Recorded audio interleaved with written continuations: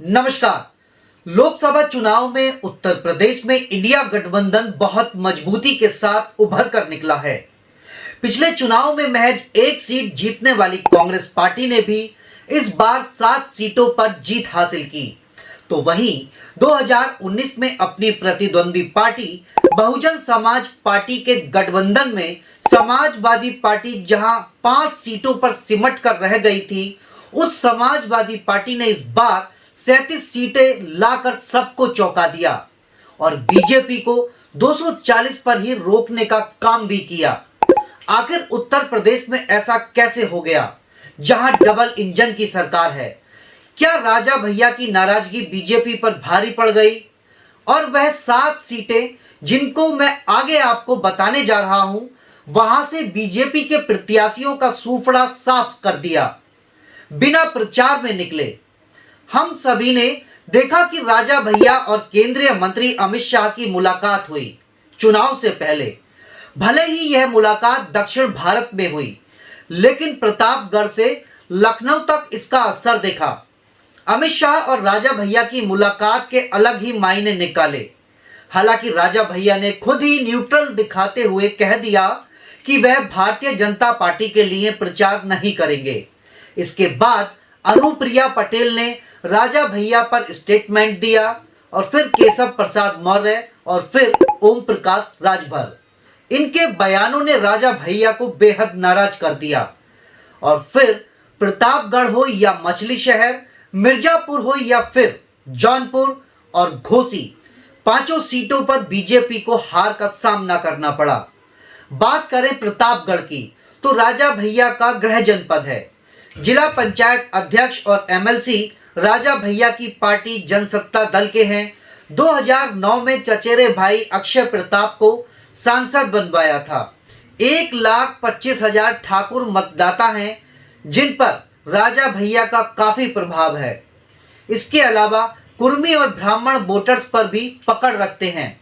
यहां से समाजवादी पार्टी के शिवपाल सिंह पटेल ने 66,000 वोटों से बीजेपी के संगम लाल गुप्ता को हराकर जीत दर्ज की।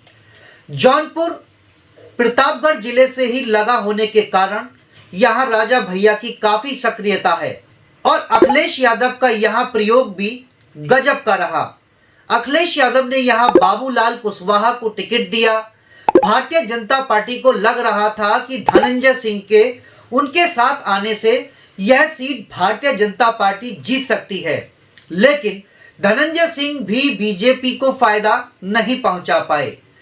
वह धनंजय सिंह जो जौनपुर के 2 लाख ठाकुर वोटर और मछली शहर के 1.5 लाख ठाकुर वोटर के सहारे दोनों ही सीट जीतने का दावा कर रहे थे, राजा भैया की नाराजगी के चलते जनसत्ता दल के कार्यकर्ताओं के आगे ढेर हो गए, जिसके चलते भाजपा जौनपुर और मछली शहर सीट भी हार गई।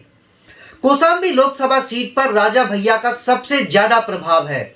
कौशाम्बी लोकसभा क्षेत्र में कुल 5 विधानसभा हैं, जिनमें 2 विधानसभा कुंडा और बाबागंज प्रतापगढ़ जिले में हैं।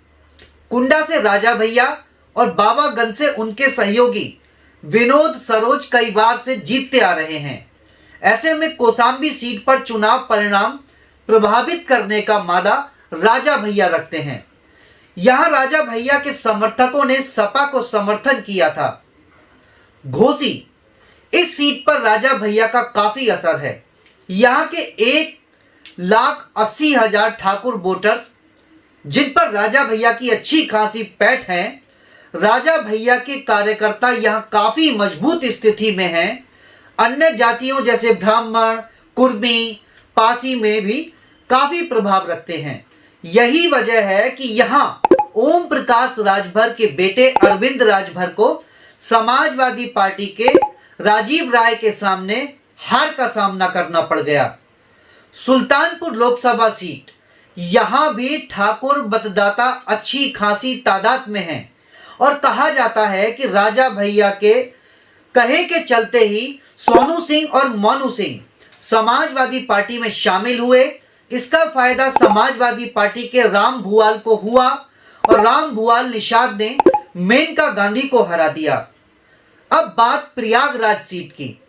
वह सीट जो कांग्रेस 40 साल बाद जीतने में सफल रही। प्रयागराज में 2 बार रेवती रमन सिंह समाजवादी पार्टी के टिकट पर सांसद बने, लेकिन इस बार यह सीट अखिलेश यादव ने चाणक्य नीति अपनाते हुए कांग्रेस को दे दी। कांग्रेस ने यहां उज्जवल रमन सिंह को टिकट दिया और उज्जवल रमन सिंह ने नीरज त्रिपाठी को चुनाव हरा दिया। खुद अनुप्रिया पटेल 37,000 वोटों से जीती। आजमगढ़ में भी ठाकुर मतदाता ठीक ठाक स्थिति में हैं। यानी कि राजा भैया ने बिना प्रचार में निकले मौन रहकर भारतीय जनता पार्टी का बड़ा नुकसान कर दिया। यूपी के पूर्वांचल में 22 सीटों पर 30 लाख से ज्यादा क्षत्रिय वोटर्स हैं। ये हर पार्टी के लिए काफी अहम माने जाते हैं। राजा भैया के खिलाफ एक के बाद एक बयान ने यहां भाजपा का खेल बिगाड़ दिया। तो दोस्तों, फिलहाल इस वीडियो में इतना ही। ऐसी ही खबरों में बने रहने के लिए आप बने रहिए हिंद वायर के साथ। नमस्कार।